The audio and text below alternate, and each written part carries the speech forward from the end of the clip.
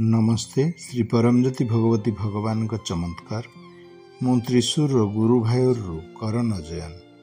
मु मोर यही जीवन परिवर्तनकारी चमत्कार को कृतज्ञतार सहित बांटिबा चाहूँगी। 2022 मसीहार मई मासरे मोर भाई मते श्री आमा भगवान का श्रीमूर्ति देइथिले एवं ताहा मूलमंत्र मास बोली कहिथिले। मोर सबुठारु आकांक्षित प्रार्थना पूरण हेबा पई संकल्प नेबा परे से मते सही मासरे जेते थरे इच्छा मूलमंत्र जप करने को कहिथिले।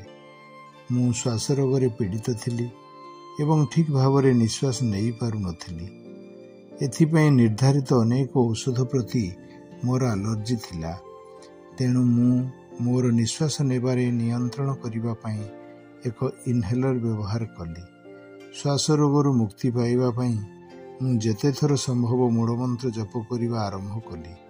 मोर चमत्कार प्रदाता वैदेश्वर श्री परमज्योति भगवती भगवान मते एक बहुत भल होमियोपैथी चिकित्सा पाई मार्गदर्शन करी साहाय्य कले एवं यह मते बड़ असुविधार बाहर करि पारिला।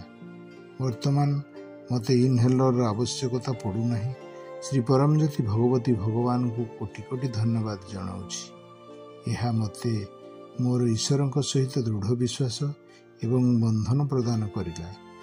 एबे मु मोर अध्ययन पाई विदेश जीवाक अपेक्षा करुछि। वैदेश्वर श्री परमज्योति भगवती भगवान को कोटि कोटि धन्यवाद जनाऊछि।